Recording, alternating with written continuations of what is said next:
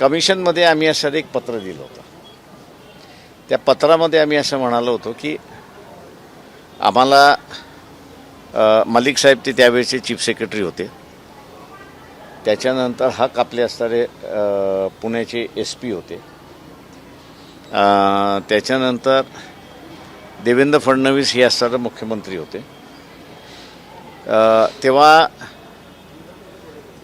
या तिघांनाही दंगलीची बातमी किती वाजता कळाली आणि ती कळाली नसेल तर का कळाली नाही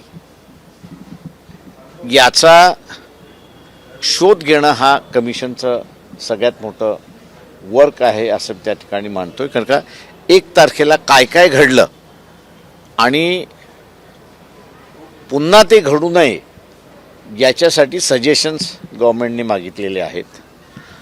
माझं आत्ता सर कमिशनच्या मेंबर्सशी असणारं बोलणं झालं त्या सगळ्या ह्याच्यामध्ये. 17 तारखेला त्यांनी पुन्हा आर्ग्युमेंटसाठी दिलेला आहे, वेळ दिलेला आहे.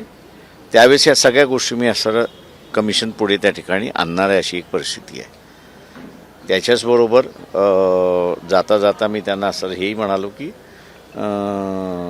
शरद पवार जे आहेत त्यांचं ॲफिडेव्हिट इथे सादर केल्यानंतर त्यांनी असं एक प्रेस कॉन्फरन्स घेतली होती आणि गव्हर्नमेंटचा स्टँड कसा चुकीचा आहे आणि त्या संदर्भातली त्यांच्याकडे असणारे काही महत्त्वाचे कागदपत्र आहेत.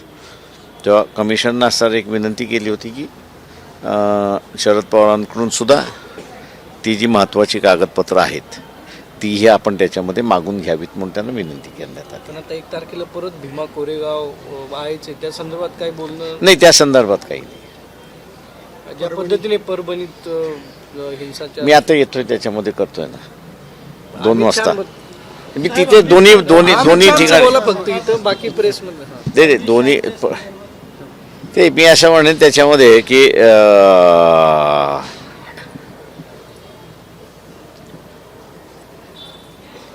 भारतीय जनता पक्ष आत्ता जन्माला आले, त्याच्या अगोदरचं जनसंघ होतं आणि त्याच्या अगोदरचं असणारा RSS होता. 57, 58, 49, 50 ही जी घटनेचा जो कालखंड आहे या घटनेच्या कालखंडामध्ये सर्वात मोठा विरोध जर कोणी केला असेल बाबासाहेबांना त्यावेळेस त्या कालावधीमध्ये असणारा या संघटनांनी केला अशी असणारी परिस्थिती आहे. त्याच्यामुळे अमित शहाचं हाऊसमधलं असणारं जे काही वक्तव्य आहे की आंबेडकर करण्यापेक्षा देव असणारं जर नावं घेतलं असती तर ती जी जुनी मेंटॅलिटी आहे ती जुनी मेंटॅलिटी पुन्हा बाहेर पडलेली आहे. त्याच्यामुळे असं नाविन्य काही आहे असं मी त्या ठिकाणी मानत नाही. तर त्यांना जे काही त्यांचे त्यावेळेसचे प्लॅन्स होते ते आताही त्यांना अंमलात न आणणं हे सगळ्यात मोठं अडचण काँग्रेस पक्ष नाही आहे तर ते बाबासाहेब आंबेडकर आहेत आणि त्याच्यामुळे त्यांचा असणारा जळफळाट हा होत राहणार अशी परिस्थिती आहे.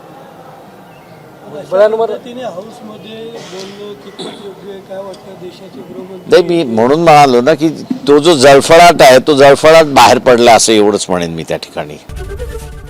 ABP माझा, उघडा डोळे बघा नीट.